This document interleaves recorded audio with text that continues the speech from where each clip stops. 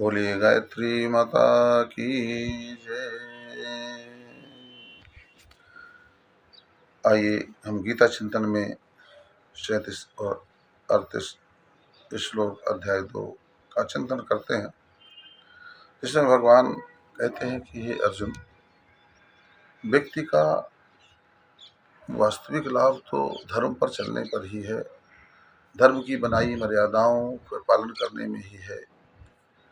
धर्म पर चलने वाला व्यक्ति, धर्म की मर्यादाओं का पालन करने वाला व्यक्ति लौकिक सुखों को भी प्राप्त करता है और अलौकिक उपलब्धियों को भी हासिल करता है। अब धर्म की मर्यादा के कई रूप इस संसार में फैले हुए हैं। लोग संप्रदायों को धर्म कह रहे हैं।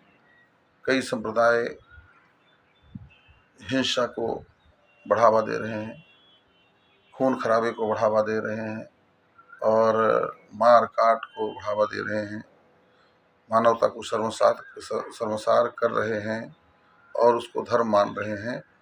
तो धर्म की परिभाषा संप्रदाय नहीं है। धर्म की परिभाषा जो सनातन धर्म है वही है।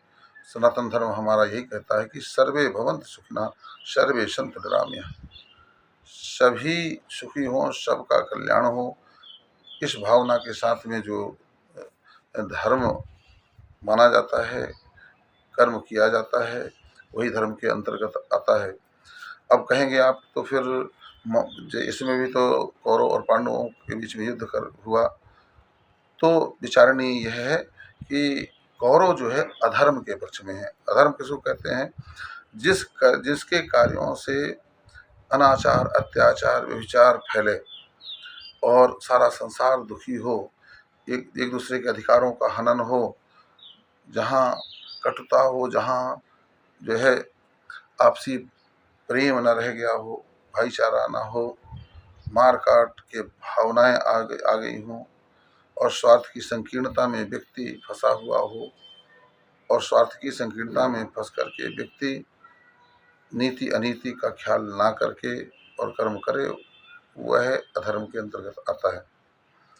तो ये कौरव लोग जो हैं ये अधर्म के पक्ष में हैं और पांडव धर्म के पक्ष पर हैं। यहाँ पर किसी का युद्ध नहीं हो रहा, धर्म और अधर्म का युद्ध हो रहा है। इसलिए भगवान कहते हैं, हतो वा प्रापः स्वर्गं जित्वा वा भोक्ष्ये महीम् तस्माद् उत्तिष्ठ कौन्तेय युद्धाय कृतनिश्चयः सुख दुखे शमे कृत्वा लाभा जया जयो तत्व युद्धाय युञ्जस्य नैवं पापं वापश्यसि। हे अर्जुन, तू या तो धर्म युद्ध में मारा जाकर के शरीर छूटेगा, इसके बाद में आत्मा तो जो है स्वर्ग को जाएगी, उस स्वर्ग में वास करेगी, या फिर तुम्हें युद्ध में जीत करके और संसार का सुख भी भोगेगा और साथ में स्वर्ग की प्राप्ति भी होगी, मोक्ष की भी प्राप्ति होगी।